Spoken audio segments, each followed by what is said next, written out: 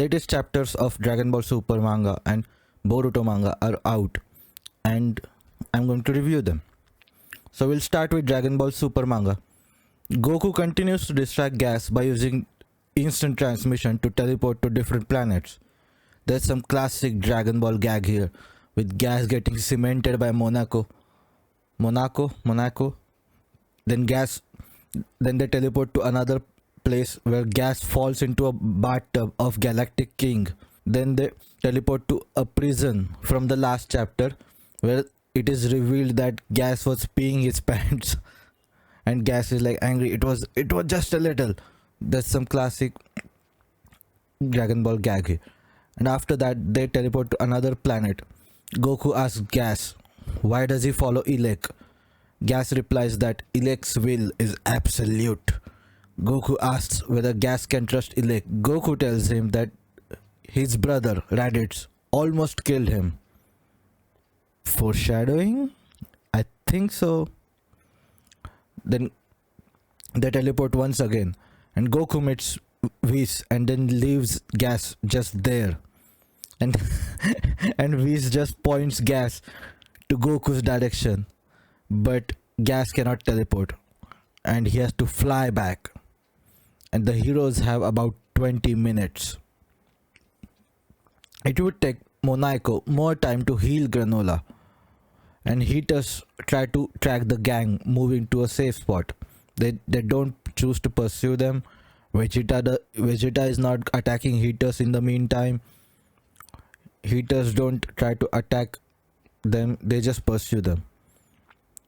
Whis has planted a device on Goku to basically FaceTime Goku.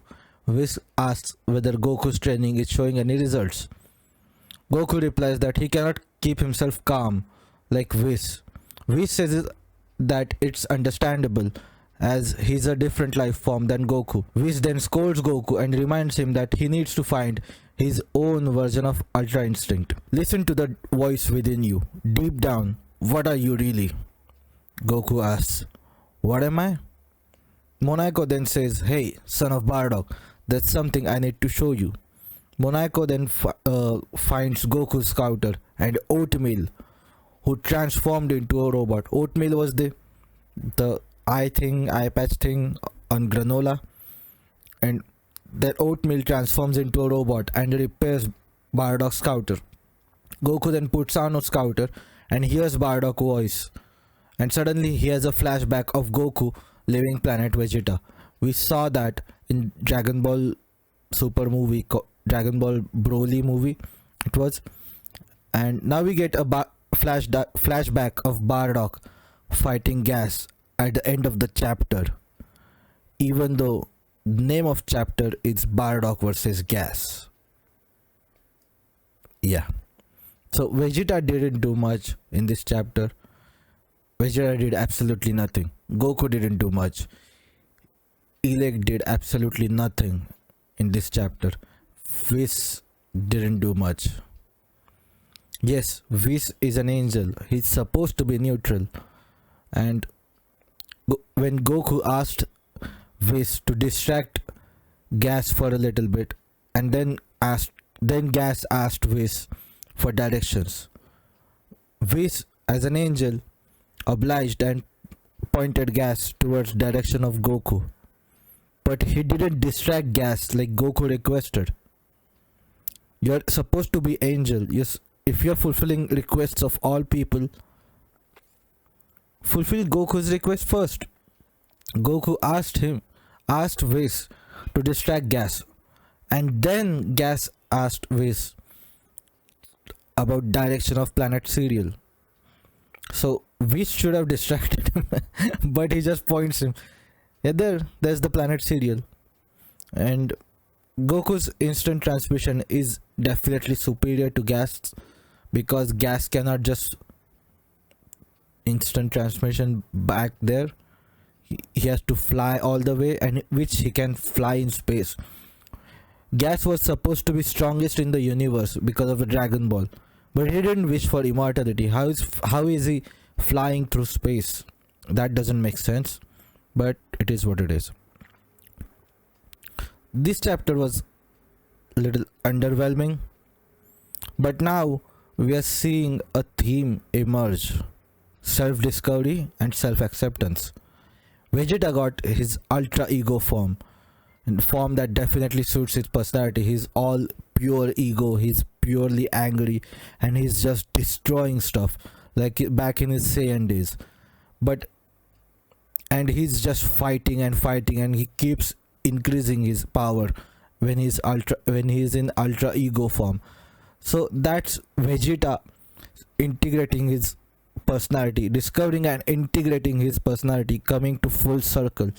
And Goku now has to find his own version of Ultra Instinct. Deep down, what are you really? Asked Whis. And Goku is like, what am I? This whole saga is tying back to Bardock. Like Gas and Elec, they fought Bardock and all that.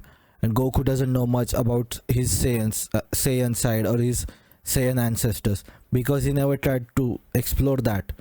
He just met Raditz, then he met and trained and fought Vegeta. Then he became Super Saiyan on planet Namek. That was it. And he didn't do much of the whole like going ape thing consciously in a battle like Vegeta did, for example.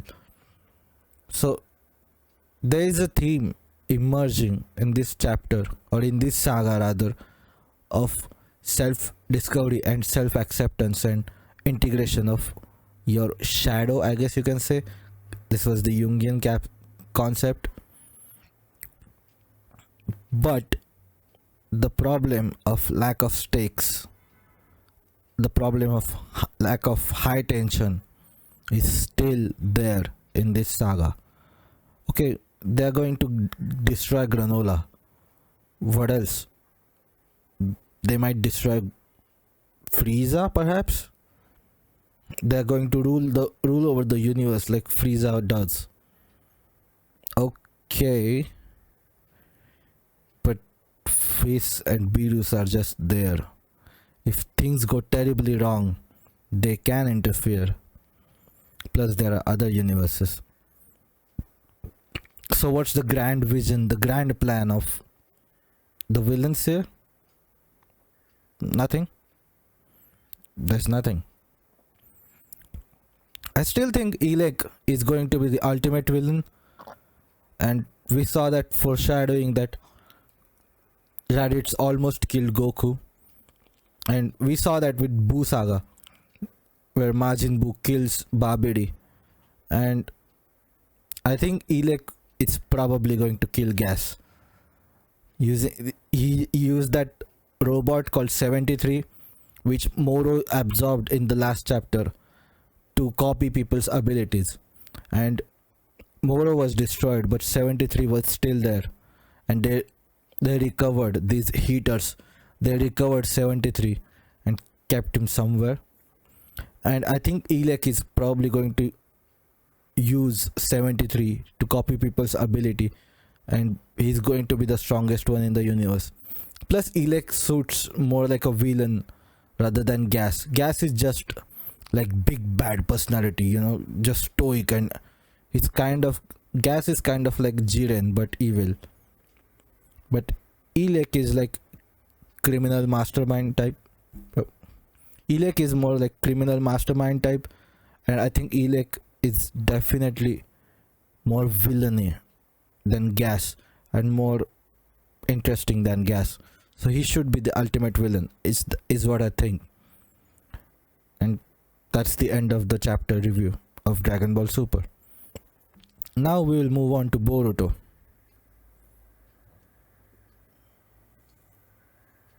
That's better.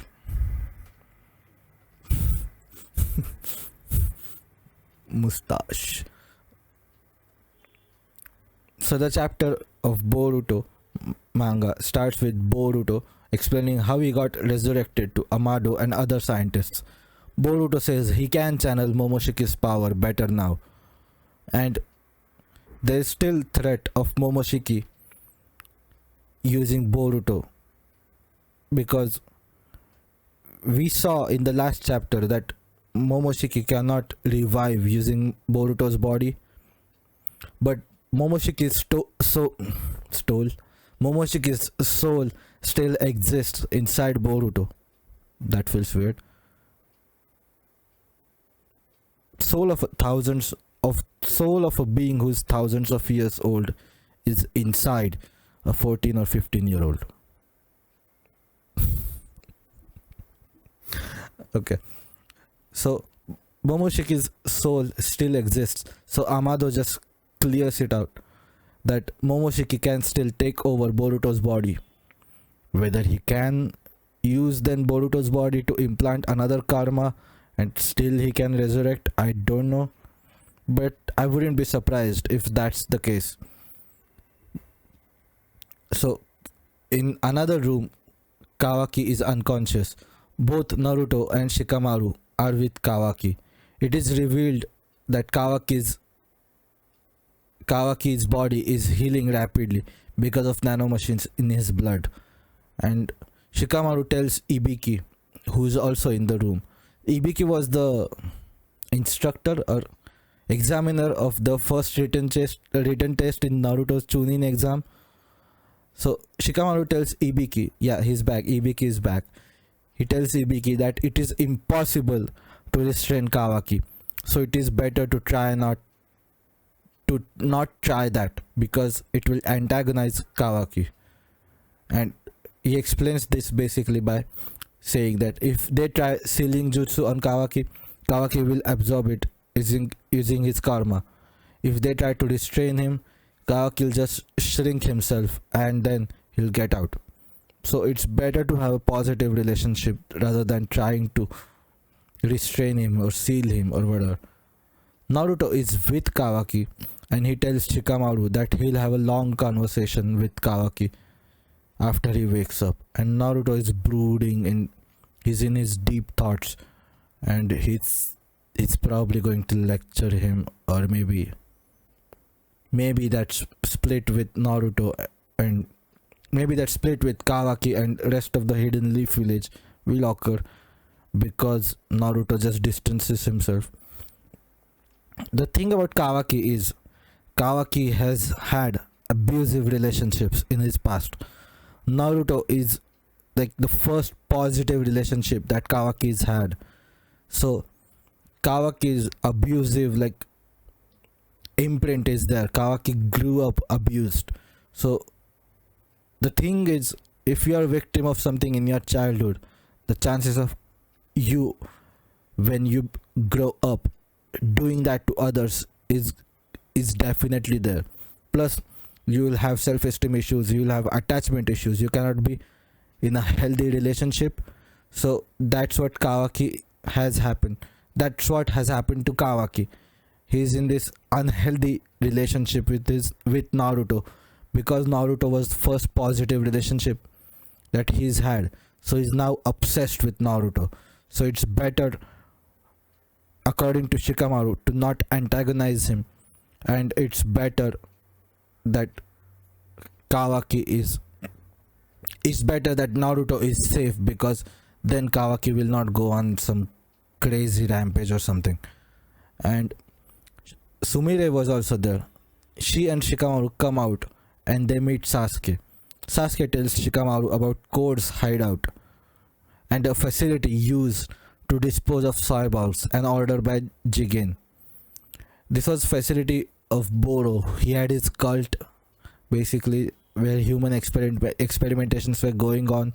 And this was also the facility to dispose of cyborgs, which was an order given by Jigen because those cyborgs were stronger than Jigen.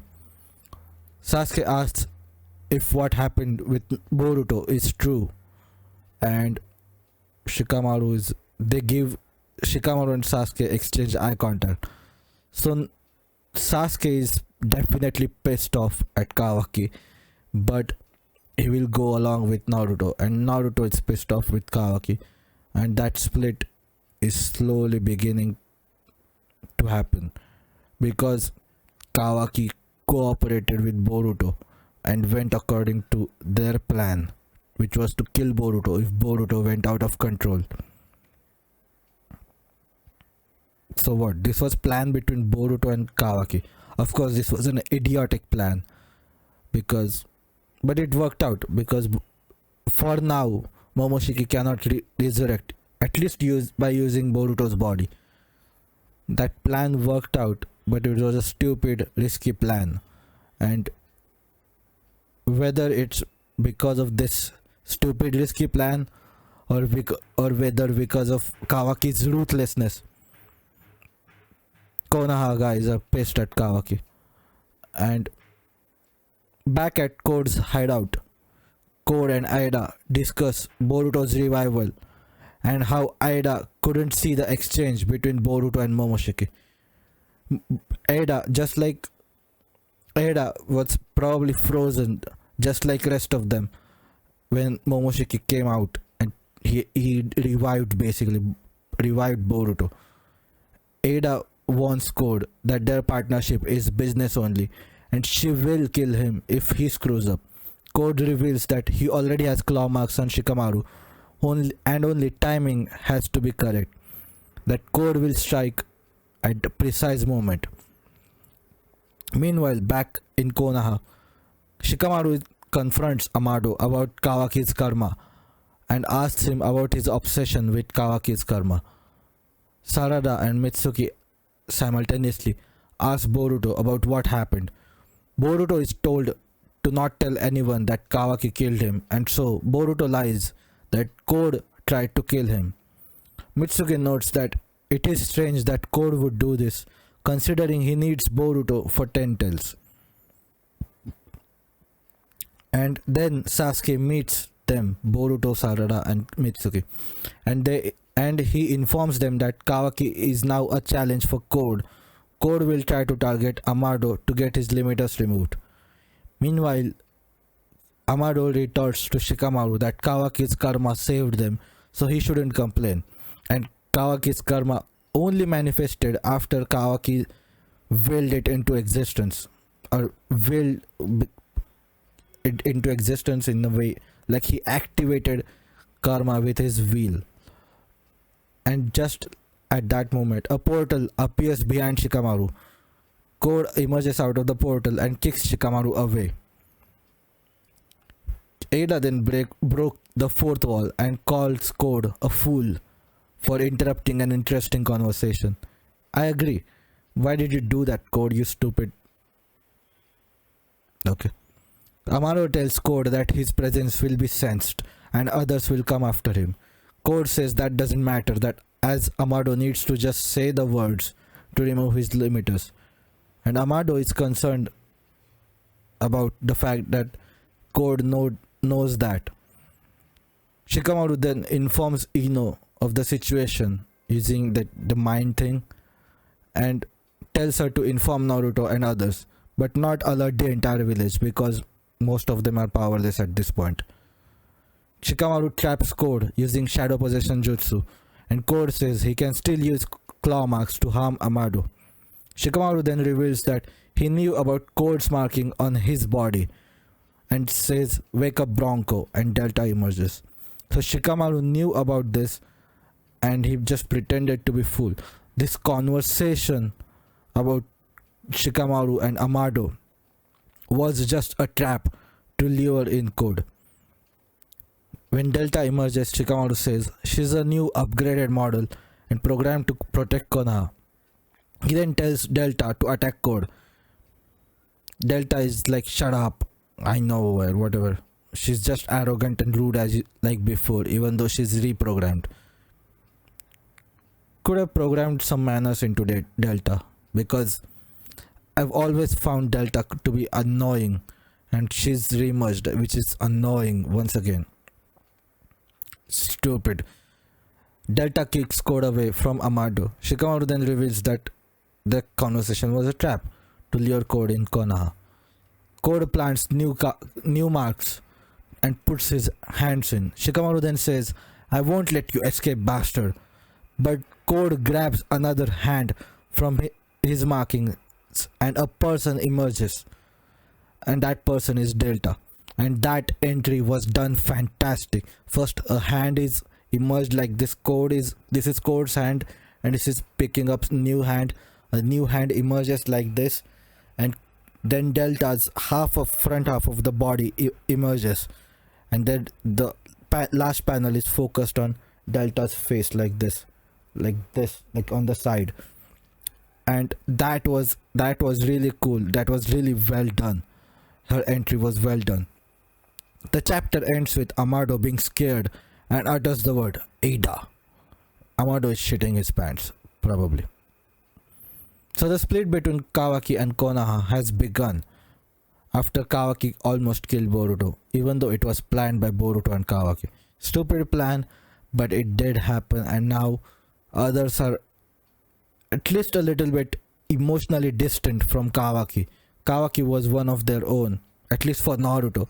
For others, they were suspicious and like, yeah, whatever Naruto is doing, whatever, let him do this thing. But now, even Naruto is little bit emotionally distant from Kawaki, and that split has begun between Kawaki and Konoha and Lord Seventh. So what will happen to Amado? Will Code get his claw marks removed? Probably.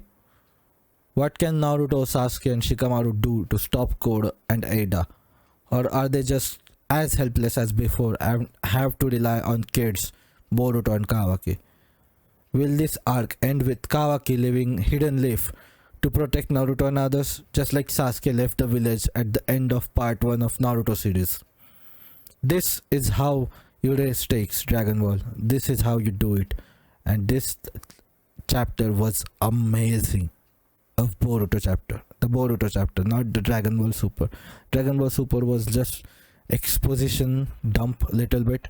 Just moving the plot forward rather than introducing something meaningful. Or this theme did emerge of self-discovery, but it is what it is.